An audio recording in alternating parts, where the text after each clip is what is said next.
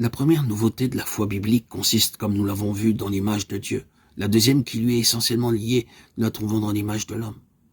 Le récit biblique de la création parle de la solitude du premier homme, Adam, aux côtés duquel Dieu veut placer une aide.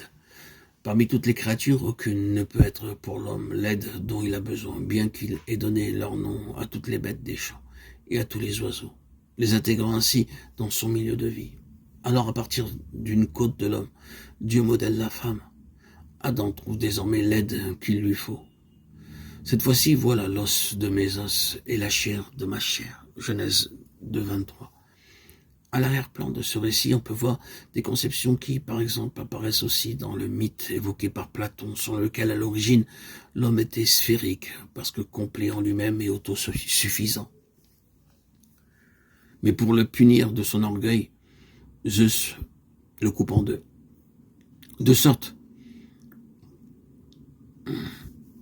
que sa moitié est désormais toujours à la recherche de son autre moitié et en marche vers elle afin de retrouver son intégrité.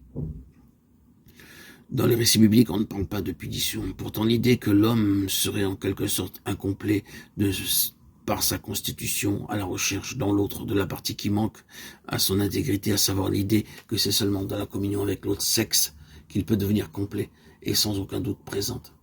Le récit biblique se conclut ainsi sur une prophétie concernant Adam. À cause de cela, l'homme quittera son père et sa mère. Il s'attachera à sa femme, et tous deux ne feront plus qu'un. Genèse 2:24. Deux aspects sont ici importants. L'éros est comme enraciné dans la nature même de l'homme.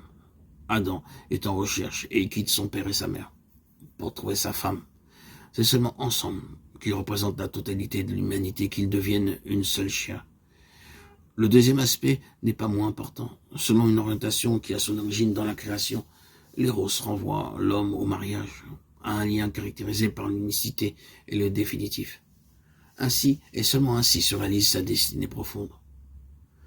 À l'image du Dieu du monothéisme correspond le mariage monogamique.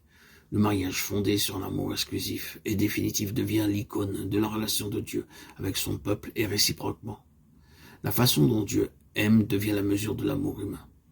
Ce lien étroit entre éros et mariage dans la Bible ne trouve pratiquement pas de parallèle en dehors de la littérature biblique. Jésus-Christ est l'amour incarné de Dieu.